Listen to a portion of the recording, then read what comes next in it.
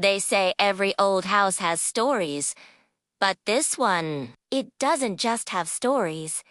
It has voices. And they started calling my name the very first night I slept there. It was a fixer-upper, a beautiful old Victorian in a quiet Florida suburb. The real estate agent practically gave it away, mentioning something about previous owners leaving in a hurry. I just figured they couldn't handle the repairs. I should have listened. The first night was unsettling. I was trying to sleep, surrounded by unpacked boxers, when I heard it. A soft whispering sound, like a radio turned down low in another room. It seemed to be coming from inside the walls. I told myself it was just the house settling. Old pipes.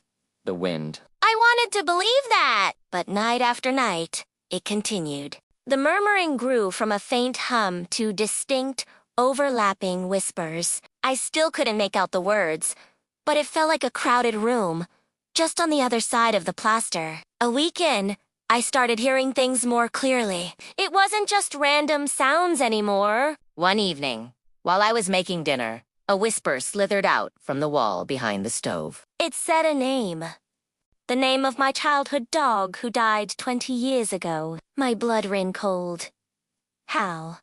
How could it know that? From then on, it was a constant, terrifying drip of my own life being fed back to me. It whispered about a scar on my knee from when I was 7. It hummed the lullaby my grandmother used to sing to me, the one I hadn't heard since she passed. I became obsessed. I spent days tearing through the attic, desperate for answers. Tucked away under a loose floorboard, I found a decaying cardboard box filled with old newspaper clippings. They were all about the house. Article after article about families who had lived here. One from the 70s detailed the sudden disappearance of a young couple. A later one from the 90s spoke of a man who was institutionalized after claiming his house was talking to him. The last article was from just a few years ago. A family of 4 who packed up and vanished overnight, leaving everything behind. They all complained of voices. That's when the whispers changed. They weren't just reciting my memories anymore. They started predicting things. Small, insignificant things at first. You'll drop the glass. A voice would murmur from the ceiling, and a second later, the cup would slip from my hand and shatter. It was a cruel game. Then came the threats. Soft, insidious suggestions. The stairs are steep, it would say as I walked down. It would be so easy to fall.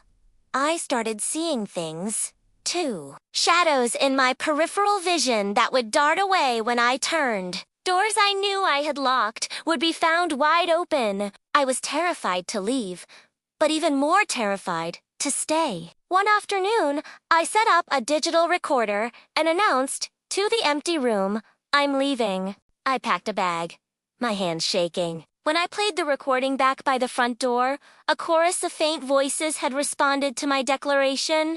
They all said the same word, stay. The last night was the worst.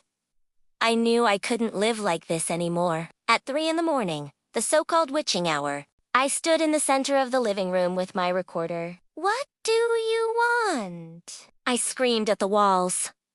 Silence. I waited for what felt like an eternity, then played back the recording. The silence on the tape was broken by a symphony of whispers, clearer than ever before.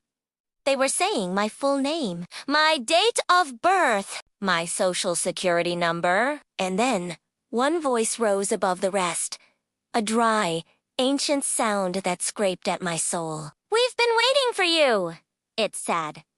"We've been so lonely." Suddenly, the whispering from the walls stopped. The house fell completely silent. But the voices didn't go away. They were inside my head now, echoing.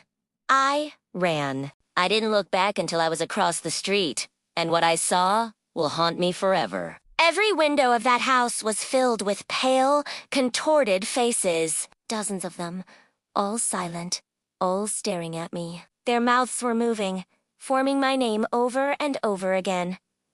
I sold the house. I didn't tell the new owners. What could I say? If you happen to be the one who bought the house on Elm Street, I'm sorry. Check the walls. They might be whispering your name next. Have you ever heard something you can't explain in an old house? Share your story in the comments, and maybe don't say your name out loud tonight. Subscribe for more stories that will keep you awake.